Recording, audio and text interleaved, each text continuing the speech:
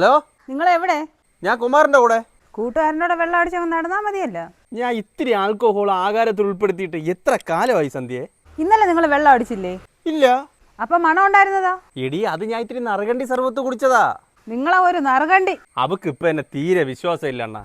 ദാമ്പത്യ ജീവിതത്തിൽ വിശ്വാസം പ്രധാനമാണ് അളിയ. ഒഴിക്കട്ടാ? പെട്ടെന്ന് ഒഴി, എനിക്ക് പോക്കറ്റ് അടിക്കാൻ പോവേണ്ടതാണ്. മോഷണോ? എടാ, കടയിൽ 2 പാന്റ് അടിക്കാൻ കൊണ്ടിട്ടിരിക്കണേ, അതിന് പോക്കറ്റ് അടിക്കുന്ന കാര്യമാണ് പറഞ്ഞത്. അതിന് 2 ബെക്ക് അടിച്ചാലേ ആ കൈര വിറയിൽ മാറുള്ളൂ, അതിന്റെ കാര്യമാണ് പറഞ്ഞത്. എടാ, ആ പോക്കറ്റ് അടിച്ച് കൊടുത്താലേ എന്റെ പോക്കറ്റിൽ വല്ലതും വീഴുള്ളൂ. തരാ. നീ എന്ത് താമസിച്ചത്? 2 ദിവസം കൊണ്ട് ഭയങ്കര ക്ഷീണം, അതുകൊണ്ട് ബ്ലഡ് ഒന്ന് പരിശോധിച്ച്. റിസൾട്ട് എങ്ങനെ?